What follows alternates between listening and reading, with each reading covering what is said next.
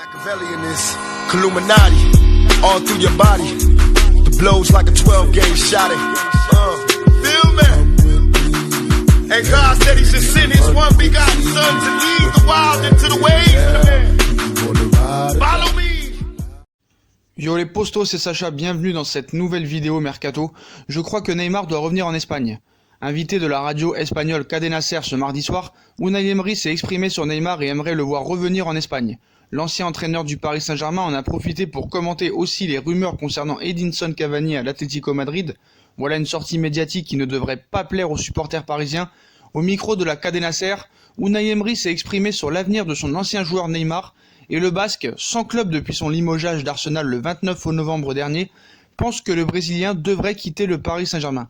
Il cite « On dit beaucoup qu'il va revenir à Barcelone. Moi j'ai participé à sa venue au PSG. Maintenant que je suis de retour en Espagne, je crois que Neymar doit revenir ici. » Sur le banc parisien pendant 2 saisons, 2016-2017 puis 2017-2018, Unai Emery justifie son propos en affirmant que les meilleurs clubs sont en Espagne. Il a 27 ans et toutes les qualités pour être le meilleur joueur du monde. Les meilleurs joueurs du monde doivent être ici, en Espagne. En plus d'évoquer l'avenir de Neymar, Emery a glissé quelques mots sur Edinson Cavani et les rumeurs l'envoyant à l'Atlético Madrid. Il est passionné comme ce club et ce serait un transfert magnifique. Donc voilà. Donc moi ça me fait bien rire les propos d'Unai Emery sur Neymar. Surtout quand il dit qu'il a participé à la venue du Brésilien alors qu'il n'y est pour rien du tout. Voilà, il n'y est pour rien du tout. C'est surtout Piniza Avi, Nasser, Le Prince et Neymar qui sont responsables de sa venue. Et ainsi que Enrique, et surtout pas Unai Emery. Unai Emery, on ne l'écoutait pas pour le recrutement. Vu les recrues qu'il a fait à l'été 2016 et 2017, Unai Emery n'y est pour rien. Alors après, est-ce qu'il a la rage de ne pas avoir continué au Paris Saint-Germain? Je pense que oui, voilà. À chaque fois qu'il y a un entraîneur qui quitte un club, il veut le voir dans le championnat où il espère évoluer. Donc voilà, c'est pour ça qu'il dit que maintenant Neymar devrait retourner en Espagne, parce que soi-disant les meilleurs clubs du monde sont en Espagne. Voilà, le petit rageux Emery. On passe à Lucas Paqueta, Leonardo le veut et Paqueta a choisi le PSG. Paqueta au PSG, ça chaufferait pour la presse italienne, alors que Thomas Tuchel n'est pas chaud à l'idée de renforcer son équipe cet hiver. Le directeur sportif du PSG, Leonardo, travaillerait en coulisses pour le renfort du milieu de terrain Lucas Paqueta, qu'il a fait venir au Milan AC il y a 1 an. N'entrant plus dans les plans des Rossoneri, le Brésilien de 22 ans souhaiterait déjà partir cet hiver et aurait fait du PSG son premier choix. Des contacts continus existeraient entre le patron sportif et l'agent du joueur Eduardo Uram, précisent certaines sources. Le club lombard n'est pas contre son départ, mais attendrait la somme de 35 millions d'euros, un prix que Leonardo ne souhaite pas s'aligner, la raison pour laquelle aucune offre n'a été envoyée pour l'instant au Milan AC, mais convaincu par les qualités du jeune Brésilien qu'il est allé chercher à Flamengo en janvier 2019, au nez du PSG quand il était directeur sportif du Milan AC, Leonardo souhaiterait le faire venir à Paris. Paqueta n'est plus un talent à découvrir. Il a des qualités humaines et techniques, il a une marge de croissance importante, il doit être considéré comme un joueur qui va progresser. C'est un jeune joueur qui a déjà montré sa valeur au Brésil, mais maintenant il doit le faire en Europe, avait lancé Leonardo lors de sa présentation du jeune au Milan AC. Lucas Paqueta aurait lancé un indice de son intérêt envers le PSG en s'abonnant au compte du club parisien sur Instagram, mais nous ne sommes pas en mesure de vous préciser si cela a été récemment ou à un autre moment. Une information à donc à prendre avec des pincettes sur ce détail qui ne confirme pas forcément une arrivée du Brésilien. Certaines personnes avaient dit que Paqueta avait fait une grosse boulette en annonçant déjà son arrivée au PSG. Alors ici Paqueta avait fait une grosse boulette en dévoilant trop tôt son transfert au PSG. Le milieu offensif brésilien vient de s'abonner au compte du champion de France sur Instagram. Ça chauffe de plus en plus. Donc annoncé avec insistance du côté du PSG, le jeune Lucas Paqueta vient peut-être de vendre la mèche ce mercredi sur ses réseaux sociaux. En effet, le milieu de terrain du Milan AC vient de s'abonner au compte du club parisien sur Instagram. Une info qui n'a pas échappé aux fans du PSG qui se sont empressés de le diffuser. Si plusieurs médias évoquaient notamment la possibilité d'un échange avec Julian Draxler, il y a quelques jours, Leonardo chercherait à faire d'une pierre 2 coups en recrutant Lucas Paqueta et son coéquipier au Milan AC, Alessio Romagnoli, contre un gros chèque de 80 millions d'euros. On attend juste que le défenseur central italien follow à son tour le PSG sur Instagram. Comme ça, à chaque fois qu'il y a un joueur qui va follow le PSG sur Instagram, on dira qu'il vient au PSG. Donc voilà, on sait même pas quand il a été fait ce follow. Ça se trouve, ça a été fait il y a quelques semaines, il y a quelques mois. On peut pas vraiment savoir quand il a follow le Paris Saint-Germain, mais pour l'instant ce n'est pas une preuve qui annonce l'arrivée de Lucas Paqueta au Paris Saint-Germain dans un avenir proche en tout cas. Le PSG serait très intéressé par le profil de Jadon Sancho, alors qu'il fait partie des grandes révélations de la saison en Europe avec le Borussia Dortmund, futur adversaire du Paris Saint-Germain en Ligue des Champions.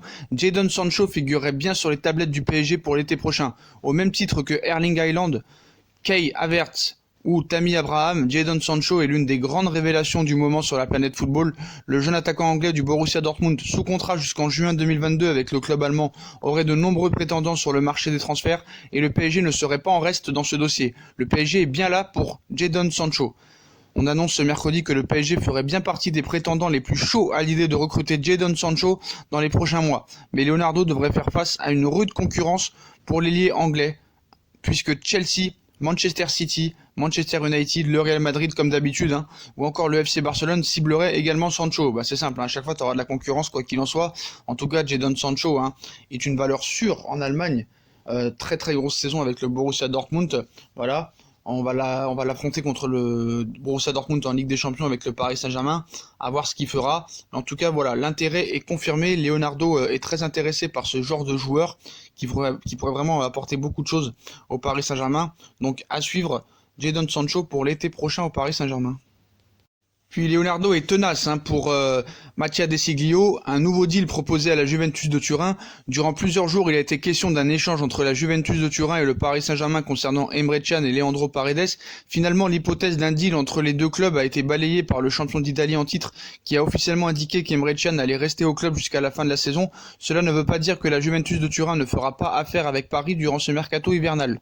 Et pour cause, on indique que en ce milieu de semaine, un autre échange est envisagé par les dirigeants des deux clubs et surtout par ceux du Paris Saint-Germain. Cette fois, c'est le secteur défensif qui est concerné. Toujours très intéressé par le profil du très polyvalent Mattia De Sciglio, le Paris Saint-Germain ne lâche pas l'affaire. Et pour convaincre la Juve de lui céder l'international italien capable de jouer sur le côté droit mais également à gauche, la possibilité d'inclure Thomas Meunier dans le deal a été évoquée entre les deux clubs. Pour rappel, l'international belge sera en fin de contrat avec le PSG en juin prochain. Il s'agit donc pour le champion de France en titre d'une occasion en or d'utiliser la valeur marchande de son joueur avant que ce dernier ne parte libre de tout contrat l'été prochain. Reste à savoir si la Juventus de Turin sera emballée par cette perspective durant le mois de janvier. On passe du côté des départs, cette fois Julian Draxler, ça s'active pour Draxler, devant composer avec un temps de jeu limité au PSG. Julian Draxler est un joueur très convoité, essentiellement cantonné dans un rôle de remplaçant depuis son retour de blessure. Julian Draxler ne semble plus aussi certain de poursuivre l'aventure au PSG. La faute notamment à l'Euro 2020 et à la nécessité de jouer régulièrement pour espérer être parmi les 23 Allemands retenus par Joachim Löw. Draxler veut se faire une situation dont souhaiteraient profiter de nombreux clubs parmi lesquels Nice, Lyon, l'AC Milan, le Hertha Berlin ou encore le FC Séville.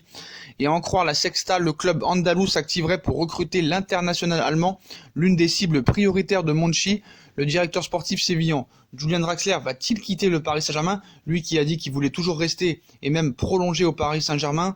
Il a joué contre l'Inas Montlhéry le week-end dernier. Est-ce qu'il va jouer ce soir contre Saint-Etienne? En tout cas, voilà. Julian Draxler veut jouer et Paris ne semble pas lui garantir le poste de titulaire indiscutable qu'il ne mérite pas forcément vu les prestations ces derniers mois. Mais en tout cas, ça s'active et le FC Séville est plus que jamais intéressé pour Julian Draxler.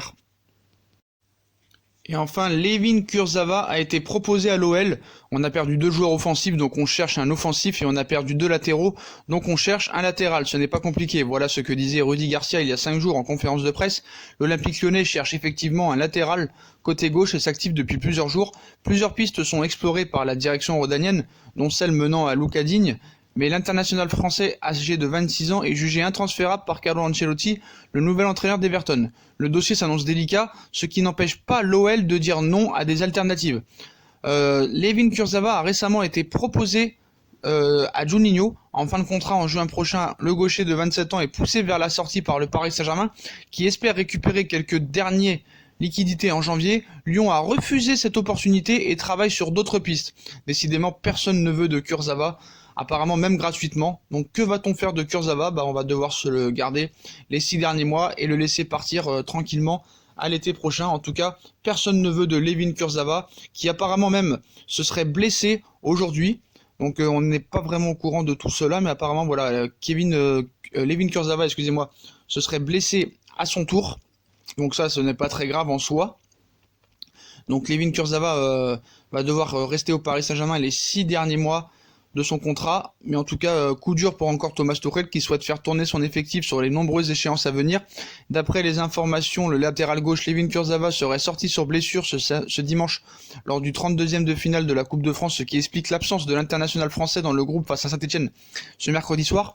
Le joueur parisien souffrirait d'un coup reçu à la cheville gauche où il a quitté le terrain en boitillant. Pour l'heure, nous ne connaissons pas sa durée d'indisponibilité, mais cela n'est pas une bonne nouvelle pour Juan Bernat, qui aurait pu souffler un petit peu.